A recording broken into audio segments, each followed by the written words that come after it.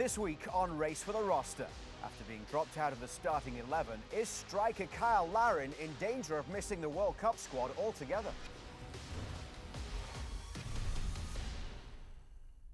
Welcome along to Race for the Roster, where Steven Caldwell has the weekly task of predicting Canada's squad for the World Cup next summer and also the starting 11 for their opening game of the tournament in Toronto. Let's start, as always, by looking at the current squad projection from Stevie. Here are the 26 for 26. You can see the players that he has locked in there. Yet to lock in a goalkeeper. There's one central defender space up available, as well as a midfielder and a striker as well, yet to be locked in. Here are this week's headlines and some good news as Alphonso Davies made his Bayern Munich return following a 9-month absence due to a torn ACL. It was a brief appearance for Alphonso Davies in the Champions League on Tuesday, but then he did play 30 minutes against Mainz on the weekend.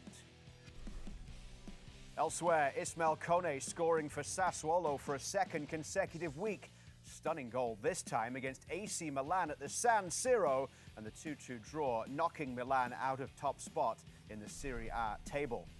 Tani Oluwaseyi scored his first career UEFA Champions League goal. He's the 10th different Canadian to score in the competition all time. And Jonathan David amongst the goals as well, as he scored in a second consecutive Champions League game, this time in Juve's 2-0 win over Paphos, which lifted them into a playoff spot. Goals as well for Promise David and Nathan Saliba, who both found the net in the Belgian Pro League. Saliba's Anderlecht are 4 points back of David's Union Saint-Gilloise in the title race. Daniel Jebbison scored in back-to-back games for Preston North End this week. He's got 5 goals in his last 10 matches in the English Championship. And according to TSN's Matthew Shanetti, Dane St Clair is attracting interest from English Championship clubs as well as several MLS sides. The MLS Goalkeeper of the Year hasn't signed a new contract with Minnesota United and is currently a free agent. And all of that brings us to our form tracker, which is an analytical average of each player's last 5 performances. And we're focusing on Cyle Larin today, still with just the 1 goal for Feyenoord. He's played just 24 minutes for the club since early November. Those minutes coming as a substitute in Thursday's 4-3 Europa League loss to Steaua Bucharest.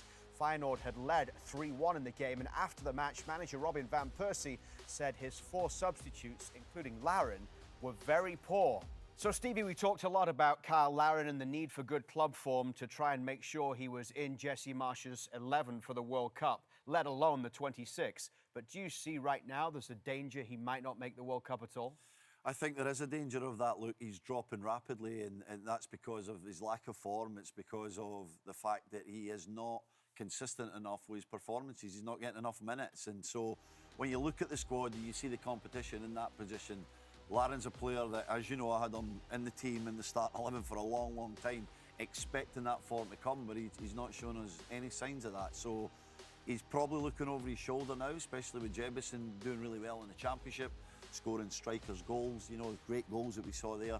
So I think when you see Larin and you think about, yes, he has experience, but is he still capable of playing at this top level? That's got to be a question mark for Jesse Marsch and this Canadian side. As we take a look at the bubble board, these are the last 5 players you have in the squad and the first 5 players on the outside. Right now you have Liam Miller on the outside. He's come back to action and seems to be finding his feet for Hull City in the Championship, a player who's done well for Jesse Marsch in the past. You currently have 5 strikers in the squad. Liam Miller, more of a wide player. Do you think Jesse Marsch will take 5 strikers, or could there be, for example, a route for Liam Miller to come back in? There could be, and Liam Miller's a guy that I think brings good tactical awareness. He's a player that presses well, which, as we know, Jesse Marsch likes to pick forward players that are capable of setting that press for him. So Miller's form's important as well. He's had these injuries, so he's got to show consistency, play every week for his side Hull. And if he does that, then I do think he'll be a guy that'll make the roster. At the minute, I've just not seen enough of his performances after the injury to put him back in there. But that's why he's on the bubble. He's a guy that could get there really quickly. Let's wrap up with the key Canadians to watch this week. And Tani and Tejon's Villarreal with a massive game against Barcelona on Sunday. It's on TSN and TSN+. Villarreal are just 1 point back of second place Real Madrid with a game in hand.